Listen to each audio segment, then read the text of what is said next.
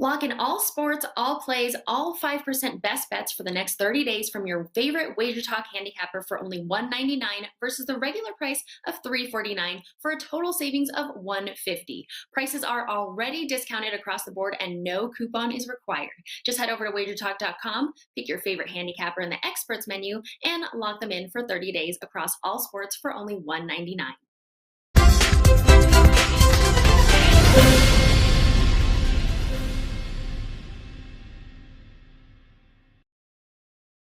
All right, guys, welcome in. It is time for the Monday edition of the NBA Tip-Off Show powered by WagerTalk.com. Loaded card in the association once again here on this Monday. We got 4 games we're going to break down for you here today, and those 4 games will include the Pacers, the Bucks, the Celtics, the Grizzlies, Atlanta and Clippers, plus Utah and the Chicago Bulls. And, of course, we know it's madness on your mind, March Madness. The craziness is in full effect here, but still plenty of great opportunities in the association. And I can't think of anybody better than these 3 gentlemen to help navigate your way through there and make it a profitable Monday than Ski Profit in the house. The damn's got profit in his name, if you haven't figured that one out already. Rob Vino also in the house. And, of course, the man, Steve Merrill, 2 R's and 1 L, also joining us here today. And Ski, let me talk to you, man. How's your weekend been? What do you got going on? It's $9 Monday at Wager Talk. What do you got going on today at Wager Talk? Well, my weekend was pretty good. Yesterday, I had a easy, nice 4% winner on the map, so I enjoyed that. Mm-hmm. And I've hit about, I think, 58.5 or 58, somewhere around there, percent of my last 75 plays in the NBA. So looking to keep it going. That's it. The man's got profit in his name for a reason, people. And this guy's got Vino in his name. Don't have anything beyond that. Rob Vino, there it is. Talk to me, my friend. How you been? How's your weekend been? And what do you got for $9 Monday at WagerTalk.com? Yeah, $9 Monday is loaded up with college tournament action, Joe. Already have a best bet $9 Monday that cashed. Ooh. Oregon, Iowa over the total. Put that up last night. Made it pretty easy, 95 to 80. So now we move on to the next one. Here's a couple more 4% best bets in college hoops up and available. WagerTalk.com. Weekend was, I can't even use the adjectives to describe Friday and Saturday. It was not good. Sunday was a huge bounce back, though. Sunday was a 6-1 day in college and NBA, which generally you love after a rough go. You like to bounce back pretty quickly, which we did. All the best bet winners yesterday in college were good, Joe. 3-0 with the 4%ers. And the NBA Phoenix play. Obviously, I made that Phoenix play overnight -4, knowing LeBron was out with the sprained ankle. And this game steamed up to 10. And even still, Phoenix in typical Phoenix fashion, right? If they're going to win, they're going to cover. They could have steamed that thing up to 14. Still would have gotten there. So their streak is absolutely amazing both ways, wins and losses. Yeah, absolutely nuts is what Phoenix has been. A hell of a ride, though, if you've been on it and you were able to recognize it early enough. Steve Merrill, my man, how was your weekend, and what do you got for $9 Monday up at WagerTalk.com? Yeah, we did the show Friday. We mentioned Phoenix minus the 11. I think that was against the contrarian play. We all kind of said, hey, we're not afraid. And they won by, 12? So 12. They snuck out another one during that game Friday when we were on the show. 4 college basketball best bets still available on the evening card for me for $9 Monday. So it's a fantastic offer tonight, a 4-for-1 special for $9. Special thank you to everybody that's been with me for this number 1 ranked college basketball season. That's at WagerTalk.com. And, of course, we got a ton of NBA to talk about. I didn't have a best bet tonight in the NBA, but we got a lot to talk about here. I'll be giving that out for free here on the show. Yeah, it's a loaded card here tonight, guys, and we're not going to waste any time. Let's dive into the contrarian game and play of the day. And, well, if this didn't just jump off the page to you, I don't know what would. When you have a game opens up when a team is a 10-point favorite, and then you blink and it's now 5 points, you're like, what in the heck? Was it a misprint? What's happening? And that's what happened to the Bucks here tonight. They are now laying 5. It opened up at 10, and that could only mean one thing. There's somebody not playing in this game. I'll give you 3 guesses as to who that is. But even still, a 5-point drop is out of control here. So, Ski, let me start with you, my man. Giannis not going to play, obviously, or still listed as doubtful. I don't know if they've actually ruled him out yet, but from 10-5 against the Indiana Pacers, what say you about this? You agree with that move? Well, I understand it. I'll say that, Giannis being out. But I still think I would have to go with the contrarian side just because the Pacers aren't that good to me. So I still think the Bucks can get it done. I'll roll with the overreaction angle, and I'll take the Bucks minus the 5 with the contrarian play. Yeah, hi, what's that? Eric Spolstra on line 2 would like to say that Indiana doesn't suck, in fact. Oh, actually, they only beat Miami. Rob Vino, talk to me, my man. Who do you like in this one? I mean, from 10-5, the contrarian side with the Bucks, or do you think there's some value in Indiana in this number? Well, I mean, it keeps showing up that there's value fading the Bucks, right? I mean, you hear all this talk, and obviously when you're winning straight up, that's what you're going to read. That's what you're going to hear. Bucks are playing their best basketball of the season. And granted, they're 6-1 straight up their last 7, but that 6-1 correlates to 2-5 against the spread. So they've been overvalued all season long. I think most notably because their defense comes and goes as they choose. I think they probably, out of a month worth of games, they probably play 2 to 3 really good defensive games. And the rest of those games, they just let teams score and they try to outscore them. I would probably, it's hard here, Joe, because yes, they're overvalued, but I think last year we saw when Giannis wasn't in the lineup, the Bucks have offensive firepower to burn, and it may be enough here. I think maybe a total look might be a little better, but as far as the side is concerned here, I'd probably lean Indiana. I mean, it's a team that's playing a little bit better as of late. Working LeVert into the lineup here, and they don't have much to contend with down low. So for Ski, having Miles Turner doesn't hurt you in this game because there is no legitimate big on the other side. Brook Lopez floats. Turner can float with him, although I was surprised not to see him, guys, on the injury list because he did come out of the game the other night. Well, I assume he's playing here because I didn't see him on the 130 injury list. So for me, Joe, probably Indiana +5. I mean, it's a situation they could take advantage of. I like the total a little bit more, though. I just think this is an up-and-down game. Indiana's been 4-1 over the number last 5 games. The Bucks also tend to play over, so maybe I'll look that way. Yeah, it looks like he is certainly ruled out at this one here. And, Steve, we've seen all NBA season long the overreaction to an injury or a player sitting out. It's a 5-point swing here. So do you agree with it, or you still like the Bucks even without Giannis on the lineup?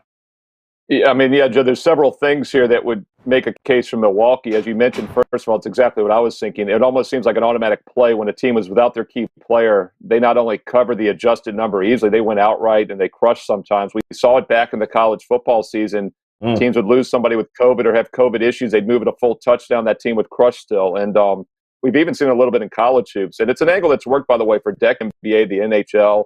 When a key player is out, they usually get a bump. And there's a couple reasons. First of all, the team steps up. These are all still college all-stars on every roster, great players. And then the other team often overlooks them. And that could be the case with the Pacers here. They're all back-to-back straight-up underdog wins against Miami. And this is now their 3rd game on the road in 4 nights without rest. The problem, though, is that Milwaukee's still a 5-point favorite. I like that angle better when they're the underdog, where they haven't been the powerhouse team in the East for the last couple of years. So that's my concern, is that maybe Indiana doesn't overlook them in this game. Also, keep in mind that Indiana just lost in early February by 30 points to Milwaukee. Milwaukee hit 21 3-pointers in that win. Giannis had a triple-double in that win. So that is a huge loss. I'm not going to play the game, but there are a lot of things pointing towards Milwaukee as a contrarian play. Quickly on the total, though, it was 231.5 when the line was 10. When they reset it at 5, the total was 229 reset, and it quickly went back up now to 231.5, 232. So I agree with what Rob said. I like the over here, actually, is the best way to play this game. And if it's a playground mentality, which I think it will be, all these guys can score still, especially if Indiana's a little flat after the straight-up wins, and Milwaukee's a smaller team now without Giannis. So I think the over is the way to play it. All right, there you go, guys. That game's 9 p.m. Eastern time tip-off there. Pacers traveling to Milwaukee to take on the Bucks minus Giannis. So there you go. We're going to head over to our featured game. And one of our featured games, actually, wouldn't you look at this, actually comes with an angle of the day from Steve Merrill's good friend John Ryan at sportsmemo.com. And look at this, Steve. There's a lot of words up here, so help me out with this. We are looking to play on the favorite in a matchup of teams that allow at least 45% opponent shooting. Now, if that favorite is coming off a defensive gem allowing, 35% or lower in the opponent shooting, well, then those favorites are 79, 45, and 1 against the number of the last 25 seasons. This applies to the Memphis Grizzlies, taking on the Boston Celtics here tonight. And this is a game that opened up right around the 1.5 mark here. And I'm seeing twos in a number of places. The total also 221. I'm seeing 219.5s in a whole lot of places as well. So, Rob Vino, let me come to you first here. Memphis taking on Boston at home. Certainly, folks think that the under was the way to start off in the marketplace. What do you think? Well, the under probably is a reaction to the way Memphis has played, right? 11-2 to the under last 13 games. They've taken on a little bit more of a defensive mentality, either that or in some instances, their totals are just inflated. So despite the fact they've gotten everybody back, with the exception of Jaren Jackson, they haven't been able to get over the total very much. Now, they took advantage of Golden State Saturday night, right? Golden State played without two centers. Golden State played without Steph Curry. And it wasn't easy, Joe. Memphis laying 6.5. Believe me, I had it, and I was begging for a win by Saturday night. And they're laying 6.5, and they win by 8, 111-103, because in the end it came down to free throws in the last 15 seconds, and they made them. So they're not necessarily playing great at this point in time. The other side of that coin is Boston on back-to-backs. Is Kemba Walker going to play? We've seen him sit back-to-backs, but I didn't see him on the injury list, so I assume they think his knee is good enough to give between 25 and 30 minutes. They weren't necessarily stretched minutes-wise last night. Boston wasn't, in a game where, by the way, they hit 23 three-pointers. I don't know if 23 three-pointers are going to fall again for the Boston Celtics. Jaylen Brown had 10 of those. I just find, if you're a props player, I think this game might be made for you, because these matchups are kind of in favor of each team in different ways. That forward matchup with Brown and Tatum against Kyle Anderson and Dylan Brooks, I think Boston gets the advantage there. And then when I come to the center position, if you're going to play a player prop, you might want to look at Valanciunas tonight against Daniel Tice. And then at the guard, like I say, if Kemba's a little bit slower on back-to-backs, John Morant's not the guy you want to be guarding. So there's advantages each way. I think I would lean still towards the under. I agree with the line move here, because I don't think Boston will shoot lights out. And Memphis has just been playing toward that trend for the better part of their last 13 games. So maybe I'll try under here. But if you're a props player, take a look at Valanciunas. Maybe take a look at Jason Tatum here. I think those are both angles where you get even Ja. I think those are angles that you can use to make some money in props play. It certainly has been a one-sided matchup here, Steve. I believe Boston have won the last 10. They've covered in 8 of those against this team. How do you see it here tonight? I like Boston in this game as the underdog. Like Rob said, Memphis has been huge under team recently. It's because they're not a good offensive team. I mean, you look at their last 4 games, they've shot 44% or worse, including 39% or worse in 2 of those last 3.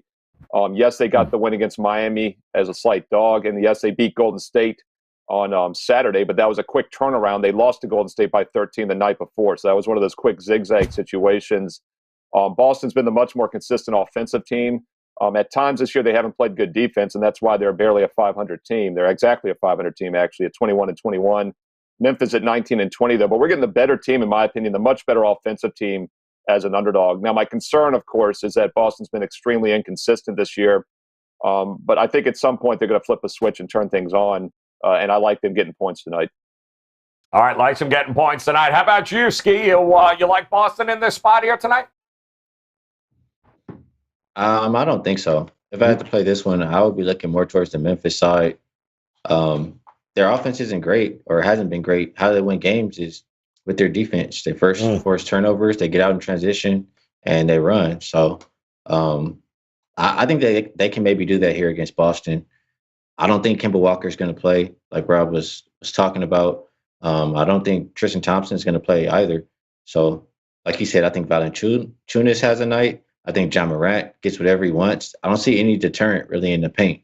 And so if you can't stop the Grizzlies from scoring in the paint, they're going to probably win the game. That's how I feel. So I like the Grizzlies in this game.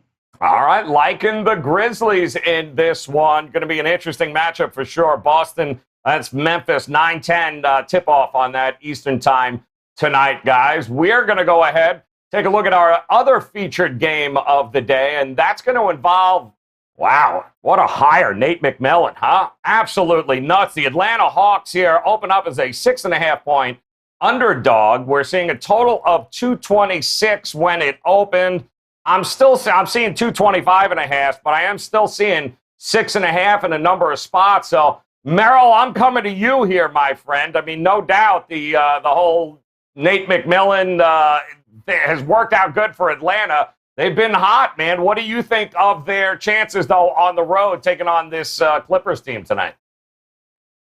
Well, when we did the NBA preview show back in December, Tony Mejia, Andrew McGinnis, myself, we mentioned on that show that kind of taking a contrarian approach with these big boys like Milwaukee, the LA teams, all under the total. And we also kind of like the Atlanta Hawks as a little bit of our dark horse. And they got off to that monster start. They made basically a 500 team since, but still a good season for them overall. But the question for me remains still, how do you handicap the Clippers? It's just load management. It's like Milwaukee and the Lakers also. They're just kind of looking at the bigger picture of the postseason. And Milwaukee LA rather has alternated wins and losses, both straight up and ATS, each of their last 5 games, coming off a win against Charlotte on Saturday. So that would maybe be a slight downturn here. The problem, though, is that Atlanta just beat the Lakers as a dog on the road. Now they're staying in LA, playing a couple days later. As you mentioned, Red Hot Joe, 8 straight wins, 7-1 against the spread those last 8. Hard in front of that freight train right now, and I'm not going to try to guess if the Clippers bring the momentum again. After a 27-point win on Saturday, I could definitely see LA letting down again a bit tonight like they basically have done all season. It's been all Atlanta the last 2 times that they played, although that was in Atlanta. The Clippers, I believe, 14-6 at home this season. What do you think, Ski? You still riding the hot hand here with Atlanta? Until it stops, yeah, that's the only way that I would look. I mean, I think it was more so they just hated Lloyd Pierce than Nate McMillan coming in, but I thought the team would be good from the beginning. And it's like as soon as the coach went out, you saw like Donovich come back in, and they've been good ever since. So until they show me otherwise, I would be looking to ride it as far as the streak. And the total, Atlanta's been playing really slow lately. I think the Clippers play a slower game as well. Atlanta's also been playing defense. That's why they've been winning games. So as long as they're playing defense and playing slow, I will lean more towards an under. It will be Atlanta and under for me. Under in that. All right. Interesting here. And you got to think, right, Rob, that the Clippers hear about LeBron's injury. Now all of a sudden they're like, wow, door is open. Look at how ridiculous. What are they? 14 of 20 in the month of March. I mean, this Clipper team is quietly just going ahead and doing their job here. Yeah, they are, Joe. But I'm going to side the other way here. I mean, I'm going to take Atlanta with points. Who would have thought? And I mean, for the 2 guys I'm on here with, who I believe not only Steve, but I think Ski liked the Hawks to start the season, right? Season over win total. We did a show together where Ski mentioned that he liked the Hawks over the win total. And who'd have thought that at this point in this season, you'd be getting all these wins from the Hawks because of defense. That's certainly not why you bet them over the win total to start the year, but that's what you're getting now. 7 of their last 8 games, the opponent hasn't cracked 44% field goal shooting against the Hawks. And if they're going to play like that, they got enough firepower to win a lot of games. Nate McMillan, somehow, some way, has gotten John Collins and Trae Young to coexist. Remember, they were not even talking on sidelines for a few games there before Lloyd Pierce got fired. And Trae Young has become not only a scorer, but an assist guy. So they may get DeAndre Hunter back tonight, the ex-UVA star, who was another good defensive player. They may not, but if they do, I think it adds defense to them. As good as the Clippers have played as of late, I think in this game you need all your pieces, and you don't have Serge Ibaka, you don't have Patrick Beverley, two real big defensive guys for the other side. So I'm going to stay with the Hawks here. They've been so good at covering spreads as of late. I think I have here 7-1 against the spread last 8, and that correlates exactly to the really good defense of holding teams under 44%. So give me the Hawks. And I don't know. I don't really fear the fact that they won that Lakers game the other night, guys, because remember, LeBron didn't play the second half of that Lakers game. He got hurt first half, didn't play second half, and Atlanta really got the win in the second half. So for me, it'd be Hawks here plus points. Yeah, Trae Young also, I think he hurt his quad in that game too, but he is listed as probable here tonight in this one against the Clippers. But no doubt, Atlanta has been on fire. We'll see how that one goes. That's the late tip-off, of course, on the East Coast, 10-10 for that one in L.A. And we're going to move on to our overtime game. And our overtime game, interesting enough, continues to go under, for that matter, as it opened up at, I'm seeing 231, 231 and a half, and I am now seeing 227 and a half. So this continues to get steamed to the under. And Ski, I'll come to you.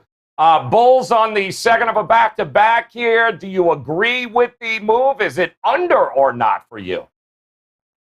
Well, I would have to check again on Gobert's status, but especially if he's out, I would really disagree. Just because I think the Jazz play fast already, and they'll probably play faster. And if the Bulls, they'll probably play up to the Jazz pace and not really have any deterrent at the rim. So I think the Bulls will have success scoring.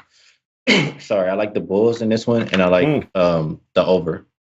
All right, liking the over in this one. All right, doesn't agree with the market move. How about you, Rob? Do you like the over in this one, or are you leaning towards the under like the market is?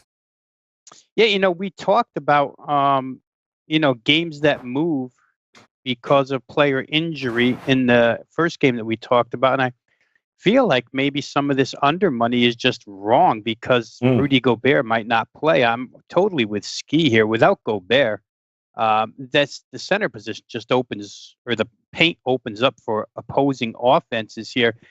Take a look at Chicago, because there could be some money towards under, Joe, because Chicago's been trending that way lately, right? Mm-hmm. They're 1-6 or 1-5, their last 6 under the total. But when you go through those opponents and those 5 unders, you find pretty lousy offenses. If you dig a little deeper to the 3 games prior to that, when they played teams capable of scoring, Philadelphia, New Orleans, Denver, all 3 of those games went over. All 3 of those games, the Bulls gave up pretty high percentage.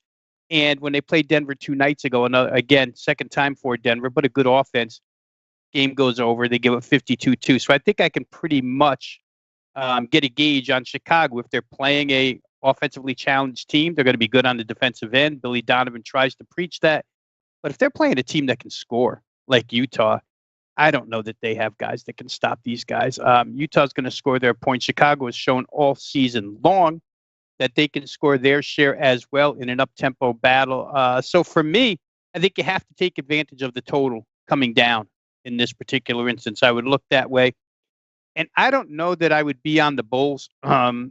Big win last night at Detroit, but Utah's a team right now. I've read a couple of quotes where they really want to close this road trip with a win. I think it's a motivated team here tonight. So probably look towards Utah, probably look towards over. Still looking Rudy Gobert questionable in this one here. But how about it, Steve? When you look at this, you got Ski, you got Rob, thinking there's some value now on the over. What do you think about this game? You still trending to the under with the market, or you like over as well? Well, first of all, as you know, Joe, I've been fascinated by the Utah Jazz monumental, record-setting point spread runs, and then their correction, the quick correction afterwards this year. And when we go back in the SDQL annuals over the years, this will be one we study and talk about for many years. But what was Utah 17-2 against the spread? They lose that game to the Clippers a few Fridays ago, about a month ago, and they've gone, by the way, including that loss, 6-6 straight up since, 4-8 against the spread since. And the reason I bring up the point spread record, I know we're talking total here, but one of the reasons they started struggling is that their defense got really bad fast. I mean, giving up over 50% of the majority of those games. Talk about their big defensive guy down low maybe being out now. I don't see how that possibly helps the under any. And, if you look at this team overall, they're also 8-4 to the over during that span that the 6-6 straight up mediocre play has begun. A couple of things on the side again. What the most public underdog on the board, look at all the stuff I look at, is Chicago tonight, by the way. So it's amazing how quick the public has jumped off this Jazz bandwagon. I guess after, a 6-6 run, it's not a surprise. But they're also leaning under a little bit as well. So I've got no problem with the over here. I don't agree with the line move. And so I think Utah better. They're a team to be very careful with, and it's mainly because they're not playing good defense. All right, there you go. Clean sweep to the under in our overtime game there with Utah taking on Chicago. It feels like Utah hasn't played a home game in 2 years. But that game also, guys, going off at 9 p.m. Eastern time. That's the tip-off there for that one tonight. And it's time for our buzzer beater best bets. And before we get there, I do want to remind you, it is $9 Monday at WagerTalk.com, which means best bets, $9 right now. If you head over to Ski's page, if you head to Rob Dino's page, Steve Merrill's page, you get their card tonight, you get their best bets, just $9. Awesome opportunity for you guys to hop on, make it a profitable Monday at WagerTalk.com. All right, Ski, you are running point as usual, my friend. We put 60 seconds on the clock. You can do whatever you want with it. Just make sure that you drop us a best bet somewhere in that 60 seconds. So go ahead, man. Ball's in your court. Talk to us. Buzzer beater. Where are you going tonight, Ski? Well, for one, hearing them talk and say they both like pretty much Utah, I will hope for Utah to blow them out, and then I'll be fading the hell out of Utah again the next game. So that's what I'll be looking at. I'm still not a believer in the Utah Jazz. I still think they're a sell. So hopefully they do win this game by a big margin, and then I'll have it. For my best bet, I'm going to go to probably the worst game today. And it's, you know who it is. It's the hell no Houston Rockets. It's just a matter of which way we're going to fade them today. And I look at the Raptors. They've been losing, but they had to deal with COVID, and they got a lot of healthy guys back. I think that they turned things around off of a loss. And I like to fade teams that have lost 5 games or more, but that's both of these teams. So I look at the Rockets specifically in the first half. They haven't covered the first half in 16 straight games. So I think Toronto's angry. I think they come out early and cover -4.5 in the first half. Wow, look at that. It don't make it. There is absolutely no situation that Ski will not go hell no with the Houston Rockets there. Proof. I love it. All right, Rob, talk to us, my man. 60 seconds on the clock. I thought Ski was going to take a little shot at you and Steve there. I wasn't sure where he was going with that for your love for Utah. But talk to us. Where are you going to go here tonight on the board? Yeah, I'll go with something we talked about earlier, Joe. Actually, I was going to go to the Oklahoma City, Minnesota game over the total, but Shai Gilgeous-Alexander gets announced back in the lineup tonight, and the game goes from 226.5 to 230, I think, when I checked in before we came on the air. So might still play that personally, but I'll let it go for here. I'm going to take the Hawks. I just think 6.5 is too much to give in this game. Especially with the defense and the mindset of this team right now. Nate McMillan has definitely instilled whatever he's selling, they bought hook, line, and sinker from the get-go. And, LA's got a tendency to go in and out, play well, play not so well. Sometimes you don't get 48 consistent minutes out of them, so I'll hope for that tonight. But I don't think there'll be any letdown out of the Hawks. The rest between the Laker game and the Clipper game helps them as well. Give me the Hawks plus 6.5. Even if they lose this game, Joe, I don't think they're losing by more than that price. So Hawks plus the points for me. Oh, look at Vino doubling down. Give me some Nate McMillan here. Way to go, Atlanta plus the 6.5 at this point, taking on the Clippers here tonight, 10 o'clock Eastern time for that one. All right, Merrill, where are you going to go, my man? Look at Ski took like a semi-shot at you earlier. So go ahead, 60 seconds. Where are you going, my friend? It was a semi-shot at best. I would agree with that. I would say it was a missed layup. I'm not necessarily in love with the Utah Jazz, but taking the high road and the fact that I'm going to actually add on to what he said before I get to the best bet. First of all, Utah's now in the midst of a 9 out of 10 games on the road. That next game Ski talked about will be in 2 nights on Wednesday against Brooklyn, but back at home. When they lost to the Clippers, I mentioned the 6-6 run since. They actually won back-to-back home games. They've gone just, I believe, 4-8. What is it? 3. I'll pull it up actually real quick. They have 4-5 on the road during this 9. So we'll see if it changes when they get back home. Just something to keep an eye on there with the Jazz. I'm going to look at the Rocket game also from a hell over perspective with this team. As Steve said, you don't touch a team on a 20-game losing streak, but they are playing better offensively. Their offense was terrible. That's why they were losing games. 42% or less basically for 10 straight, but they've now shot 48% or better in 2 of their last 4, and 3 out of the 4 have gone over. So I think over 225 Raptors-Houston has some value. Whoa!